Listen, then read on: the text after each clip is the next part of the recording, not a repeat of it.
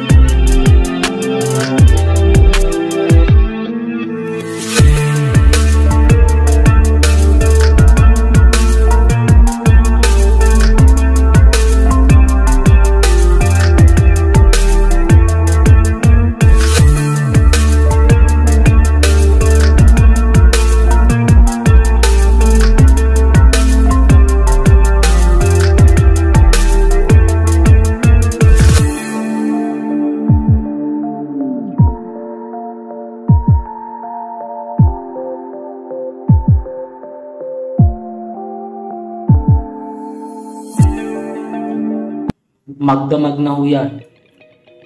Pag uwi ko ng bahay mga bandang alas 9 ho ng gabi, yan ho, maghihilamos ako, tapos lagay lang ulit. Ganun lang ang routine ko. Yan. Kita nyo naman yung progress simula nung unang linggo ko ng paglalagay hanggang ngayon makapal na siya. Kung makikita nyo yung mga terminal hair before, nagsisitubuan na. Ayan o, ilalim ng chin ko, kung makikita nyo puno na din. At itong goatee ko, pinatubo ko na rin. Nilagyan ko pa ho ng design yan, Samurai X. Diba?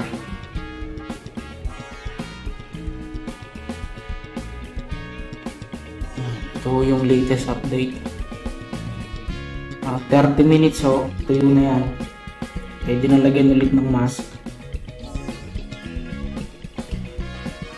Napakagandang brand nito, talagang inire-recommend ko ito sa mga kabayan na gustong magkaroon ng bigote. Lalo mga nasa Middle East. Alam nyo, gamit na gamit yung bigote na to. Alam nyo naman sa ating mga Asia, masyado tayong makikinis at malilinis. Kaya pag nasa Middle East ka, para sa akin, for your own safety din, patubo ka ng bigote. Marami dito, lalo yung mga patan. Iba yung tingin sa mga kabayan kapag walang bigote. Ewan ko, hindi naman sila bakla, pero iba yung tingin nila sa mga Pilipino kapag walang bigote. Ewan ko, ang tingin na nila babae o anak. Kasi marami na rin ditong kaso ng mga nakaharap na kabayan.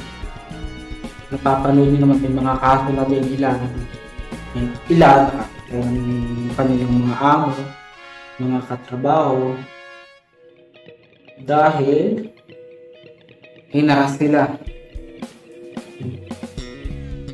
Kaya I suggest lalo sa mga kabahay na mapuputi, kami tayo malilinis sa mukha. Sa Asia walang problema, mga kapwa natin kabayan. Kapag nandito ka sa Middle East, dito sa Arab country, kailangan medyo maging dirty looking ka, maging rugged yung look mo para hindi ka nila mapansin. Kasi pag napansin ka, pag nahabul-habulin ka ng mga yan, o yung tingin nila sa'yo. Ayan, ito yung update. Kita nyo naman, basang-basa pa siya. May foam na version nito, pero mas gusto ko yung liquid form. Although mas madaling matuyo yung foam na version nito, pero itong liquid form sa akin lang, based on my own experience, mas effective siya para sa akin. Medyo matatagalan nga lang bago matuyo. It will take 30 minutes, 40 minutes sometimes. Depende sa lugar mo kung walang dito mainit. Pero dito sa Middle East, alam nyo naman na mainit dito yung panahon. Kaya more or less 30 minutes siya, matutuyo na siya. Napakagandang product nitong brand na to. Worth it naman yung babayaran mo, hindi ka lugi. Makikita nyo. From day 1 ko, panoorin nyo, nandyan sa video ko, from 0 days hanggang itong 3 linggo, 5 araw na. Makikita mo talaga yung ito yung tinatarget kong mas mapakapal ko pa. Ewan ko kung nakikita nyo sa video, pero visible na siya. Terminal hair lang to, pero ako nakikita ko na siya talaga, nakakapako na rin talaga siya.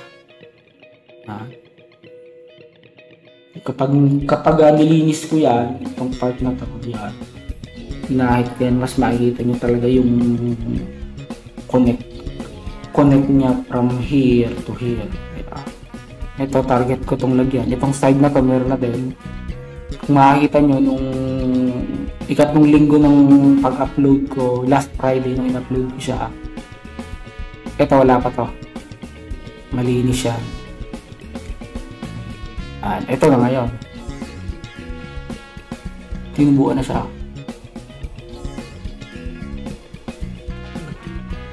Halos araw-araw may progress ako nakikita sa pag-gamit itong product na to kaya recommend ko talaga itong Rogaine brand. Hindi ako sigurado kung meron siya sa Shopee o sa mga online sa Pinas, hindi ako sure. So ayun lang muna update ko sa inyo mga kabatang. Sa Friday mag-upload ulit ako ng update. So salamat. Please subscribe and comment na rin kayo. And hit yung notification bell para lagi kayong updated sa mga bago. Maraming salamat sa inyo mga kabataan. Working na ako.